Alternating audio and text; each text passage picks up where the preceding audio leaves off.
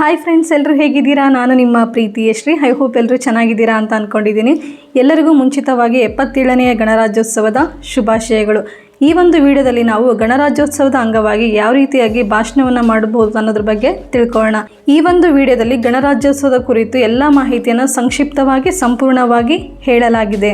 ನೀವು ಒಬ್ಬ ವಿದ್ಯಾರ್ಥಿಯಾಗಿದ್ದರೆ ಅಥವಾ ಶಿಕ್ಷಕರಾಗಿದ್ದರೆ ಈ ಒಂದು ಭಾಷಣದ ಮಾದರಿ ತುಂಬಾ ಸಹಾಯಕವಾಗುತ್ತೆ. ಇದೆಲ್ಲದಕ್ಕಿಂತ ಮುಂಚಿತವಾಗಿ ನೀವು ಇನ್ನೂ ನನ್ನ ಚಾನಲ್ನ ಸಬ್ಸ್ಕ್ರೈಬ್ ಮಾಡದೆ ನೋಡ್ತಾ ಇದ್ದರೆ ಮೊದಲು ಹೋಗಿ ಸಬ್ಸ್ಕ್ರೈಬ್ ಮಾಡಿ. ಇದರಿಂದ ನಾನು ಮಾಡೋ ವಿಡಿಯೋಗಳು ನೇರವಾಗಿ ನಿಮಗೆ ನೋಟಿಫಿಕೇಷನ್ ಮೂಲಕ ರೀಚ್ ಆಗ್ತವೆ. ಮತ್ತೆ ಯಾಕೆ ಲೇಟು, ವಿಡಿಯೋನ ಶುರು ಮಾಡೋಣವಾ? ಮಾನ್ಯ ಮುಖ್ಯ ಅತಿಥಿಗಳೇ, ಗೌರವಾನ್ವಿತ ಶಿಕ್ಷಕರೇ, ಪ್ರಿಯ ವಿದ್ಯಾರ್ಥಿ ಮಿತ್ರರೇ ಮತ್ತು ನನ್ನ ಪ್ರೀತಿಯ ಭಾರತ ಮಾತೆಯ ಮುದ್ದು ಮಕ್ಕಳೇ, ನಿಮ್ಮೆಲ್ಲರಿಗೂ 77ನೆಯ ಗಣರಾಜ್ಯೋತ್ಸವದ ಶುಭಾಶಯಗಳು. ಇಂದು ನಾವು ಹೆಮ್ಮೆಯಿಂದ, ಗರ್ವದಿಂದ ಮತ್ತು ಅಪಾರ ಗೌರವದೊಂದಿಗೆ ನಮ್ಮ ದೇಶದ ಗಣರಾಜ್ಯ ದಿನವನ್ನು ಆಚರಿಸುತ್ತಿದ್ದೇವೆ. ಪ್ರತಿ ವರ್ಷ ಜನವರಿ 26ರಂದು ನಾವು ಗಣರಾಜ್ಯೋತ್ಸವವನ್ನು ಆಚರಿಸ್ತೇವೆ. ಆದರೆ ಕೆಲವರಿಗೆ ಗಣರಾಜ್ಯೋತ್ಸವ ಅಂದರೆ ಏನು ಅಂತಾನೇ ಇನ್ನೂ ತಿಳಿದಿಲ್ಲ. ನಾವೀಗ 77ನೆಯ ಗಣರಾಜ್ಯೋತ್ಸವಕ್ಕೆ ಬಂದಿದ್ದರೂ ಕೂಡ ಇನ್ನೂ ಎಷ್ಟೋ ಜನ ಗಣರಾಜ್ಯೋತ್ಸವ ಅಂದರೆ ಒಂದು ಸರ್ಕಾರಿ ರಜೆ ಅಂತ ಭಾವಿಸಿದ್ದಾರೆ. ಈ ಒಂದು ದಿನ ಎಷ್ಟು ಮಹತ್ವಪೂರ್ಣವಾಗಿದ್ದು ಅಂತ ನಾನು ಇವತ್ತು ನಿಮಗೆಲ್ಲ ತಿಳಿಸಲು ಬಂದಿದ್ದೇನೆ. ಗಣರಾಜ್ಯೋತ್ಸವ ಅಂದರೆ 1950 ಜನವರಿ 26ರಂದು ನಮ್ಮ ಭಾರತ ದೇಶದ ಹೃದಯ ಬಡಿತ ಶುರುವಾದ ದಿನ. ಯಾಕೆ ಹೀಗೆ ಹೇಳ್ತಾ ಇದ್ದೀನಿ ಅಂದರೆ, ಒಂದು ದೇಶ ಅಂದರೆ ಅಲ್ಲಿ ಜನರ ಜೀವನ, ಜನರ ಆಗುಹೋಗುಗಳು, ಹಾಗೆಯೇ ಜನರ ಕಷ್ಟ ಸುಖ, ತಪ್ಪು, ಸುಳ್ಳು, ಮೋಸ ಇವೆಲ್ಲವೂ ಇರುತ್ತವೆ. ಹಾಗೆ ಒಂದು ದೇಹ ಅಂದರೆ ಅಲ್ಲಿ ರಕ್ತ, ಮಾಂಸಖಂಡ, ಮೆದುಳು ಇವೆಲ್ಲವೂ ಇರುತ್ತವೆ. ಇವೆಲ್ಲವನ್ನು ಕಂಟ್ರೋಲ್ ಮಾಡಲು ನಮ್ಮ ಹೃದಯ ಸತತವಾಗಿ ಕೆಲಸ ಮಾಡ್ತಾನೇ ಇರುತ್ತೆ. ಇದರಿಂದಲೇ ರಕ್ತ ಸಂಚಾರವಾಗಿ ನಮ್ಮ ದೇಹ ಸದೃಢವಾಗಿ ಇರುತ್ತದೆ. ಹಾಗೆಯೇ ಒಂದು ದೇಶ ಅಂತ ಬಂದರೆ ಅಲ್ಲಿ ಸಂವಿಧಾನವೇ ಹೃದಯ ಬಡಿತವಾಗಿರುತ್ತದೆ. ಸಂವಿಧಾನ ಎಷ್ಟು ಸದೃಢವಾಗಿ ಇರುತ್ತದೆಯೋ ಅಷ್ಟೇ ದೇಶ ಸುಭಿಕ್ಷವಾಗಿ ಇರುತ್ತದೆ. ನಾನು ಮೊದಲೇ ಹೇಳಿದ ಹಾಗೆ ಗಣರಾಜ್ಯೋತ್ಸವ ಅಂದರೆ ನಮ್ಮ ದೇಶದ ಹೃದಯ ಬಡಿತವಾದ ಸಂವಿಧಾನ ರಚಿತಗೊಂಡು ಅಂಗೀಕಾರಗೊಂಡ ದಿನ. ಇಂತಹ ಒಂದು ಸಂವಿಧಾನದಿಂದಲೇ ನಮ್ಮ ದೇಶ ಇಂದು ಇಷ್ಟು ಸುರಕ್ಷಿತವಾಗಿ ಸುಭಿಕ್ಷವಾಗಿ ಸಾಗುತ್ತಿದೆ.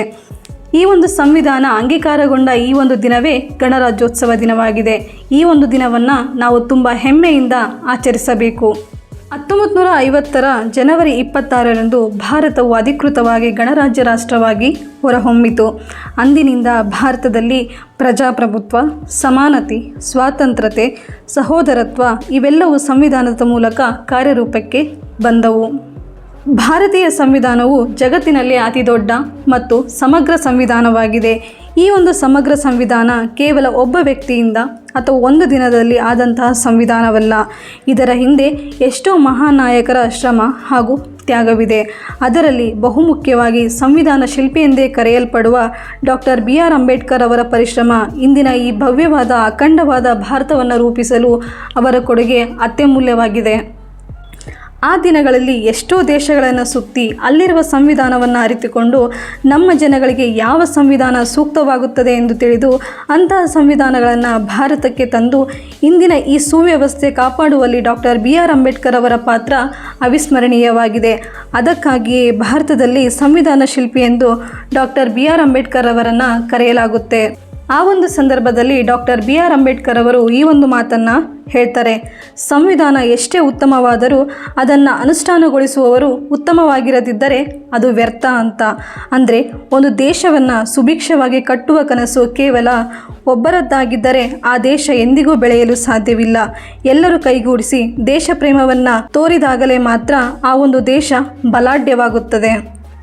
ಅಂದರೆ ಚಿಕ್ಕ ಮಕ್ಕಳಿಂದ ಹಿಡಿದು ವೃದ್ಧರವರೆಗೂ ದೇಶದ ಮೇಲೆ ಅಪಾರವಾದ ಪ್ರೀತಿಯನ್ನು ಇಟ್ಟುಕೊಳ್ಳುವುದು ಅಷ್ಟೇ ಅಲ್ಲದೆ ದೇಶದಲ್ಲಿರುವ ಕಾನೂನು ಸುವ್ಯವಸ್ಥೆಯನ್ನು ಕಾಪಾಡುವುದು ಕೂಡ ಪ್ರತಿಯೊಬ್ಬ ನಾಗರಿಕನ ಕರ್ತವ್ಯವಾಗಿರಬೇಕು. ದೇಶಕ್ಕೆ ಜನರು ಎಷ್ಟು ಮುಖ್ಯನೋ ಅಷ್ಟೇ ಯುವಕರು ಕೂಡ ಮುಖ್ಯವಾಗಿರುತ್ತಾರೆ. ಯುವಕರೇ ಮುಂದಿನ ಪೀಳಿಗೆ ಎನ್ನುವ ಮಾತನ್ನು ಸ್ಮರಿಸುತ್ತಾ ವಿದ್ಯಾರ್ಥಿಗಳು ದೇಶದ ಮೇಲೆ ಪ್ರೀತಿಯನ್ನು ಬೆಳೆಸಿಕೊಳ್ಳುವುದರ ಜೊತೆಗೆ ಕಾನೂನಿನ ಚೌಕಟ್ಟನ್ನು ದಾಟದೆ ಕಾನೂನು ಸುವ್ಯವಸ್ಥೆಯನ್ನು ಕಾಪಾಡಬೇಕು. ನಮ್ಮ ಸಂವಿಧಾನವನ್ನು ರಕ್ಷಿಸುವುದು ಹಾಗೆ ಇತರ ದೇಶಗಳಿಗೆ ನಮ್ಮ ದೇಶದ ಶಕ್ತಿಯನ್ನು ತೋರ್ಪಡಿಸುವಂಥ ಕೆಲಸಗಳನ್ನು ನಾವಿಂದು ಮಾಡಬೇಕಾಗಿದೆ. ಅದರಿಂದಾಗಿ ವಿದ್ಯಾರ್ಥಿಗಳಾದ ನಾವು ಉತ್ತಮ ನಾಗರಿಕರಾಗುವುದು ಕೂಡ ತುಂಬಾ ಮುಖ್ಯವಾಗಿರುತ್ತೆ. ಸ್ವಾತಂತ್ರ್ಯ ಹೋರಾಟಗಾರರ ತ್ಯಾಗ ಇಂದು ನಾವು ಉಸಿರಾಡುವುದಕ್ಕೆ ಮುಖ್ಯ ಕಾರಣವಾಗಿದ್ದು, ಅದರಲ್ಲಿ ಮುಖ್ಯವಾಗಿ ಮಹಾತ್ಮ ಗಾಂಧೀಜಿ, ಸುಭಾಷ್ ಚಂದ್ರ ಬೋಸ್, ಭಗತ್ ಸಿಂಗ್, ಝಾನ್ಸಿ ರಾಣಿ ಲಕ್ಷ್ಮೀಬಾಯಿ, ಸರ್ದಾರ್ ವಲ್ಲಭಭಾಯ್ ಪಟೇಲ್ ಮತ್ತು ಇಂತಹ ಅನೇಕ ಅನಾಮಧೇಯ ಹೋರಾಟಗಾರರು ಅವರು ತಮ್ಮ ವಯಸ್ಸು, ತಮ್ಮ ಕನಸು, ತಮ್ಮ ಜೀವನವನ್ನು ಯಾವುದನ್ನು ಲೆಕ್ಕಿಸದೆ ಈ ಒಂದು ದೇಶಕ್ಕಾಗಿ ತಮ್ಮ ಪ್ರಾಣವನ್ನೇ ತ್ಯಾಗ ಮಾಡಿದರು. ಎಷ್ಟೋ ಜನರ ಪ್ರಾಣ ತ್ಯಾಗವೇ ಇದು ನಾವು ಅನುಭವಿಸುತ್ತಿರುವ ಸ್ವಾತಂತ್ರ್ಯಕ್ಕೆ ಕಾರಣವಾದಾಗ ಅವರನ್ನು ಕೇವಲ ಭಾಷಣದಲ್ಲಿ ನೆನಪಿಸಿಕೊಂಡರೆ ಸಾಲದು. ಅವರ ಜೀವನದ ಮೌಲ್ಯಗಳನ್ನು ನಮ್ಮ ಜೀವನದಲ್ಲಿ ಅಳವಡಿಸಿಕೊಂಡಾಗ ಅವರ ಒಂದು ತ್ಯಾಗಕ್ಕೆ ನಿಜವಾದ ಅರ್ಥ ಬರುತ್ತದೆ.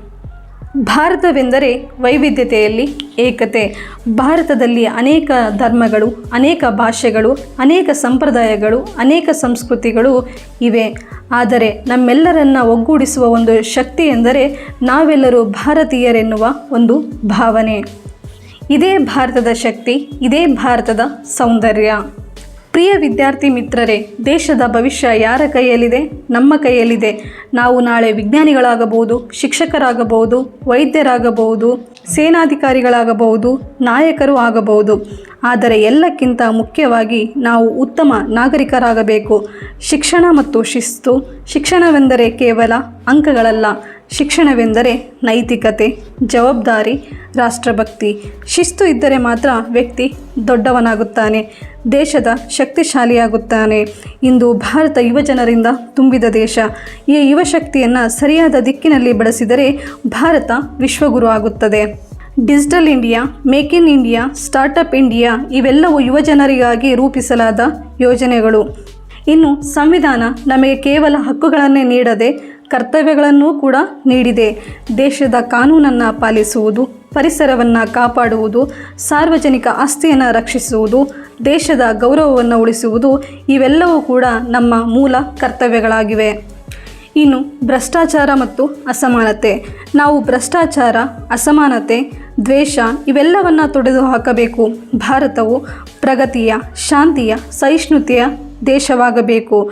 ನನ್ನ ಕನಸಿನ ಭಾರತ. ನನ್ನ ಕನಸಿನ ಭಾರತ ಎಂದರೆ ಎಲ್ಲರಿಗೂ ಸಮಾನ ಶಿಕ್ಷಣ, ಎಲ್ಲರಿಗೂ ಸಮಾನ ಅವಕಾಶ, ಮಹಿಳೆಯರಿಗೆ ಸುರಕ್ಷತೆ, ಯುವಕರಿಗೆ ಉದ್ಯೋಗ, ರೈತರಿಗೆ ಗೌರವ.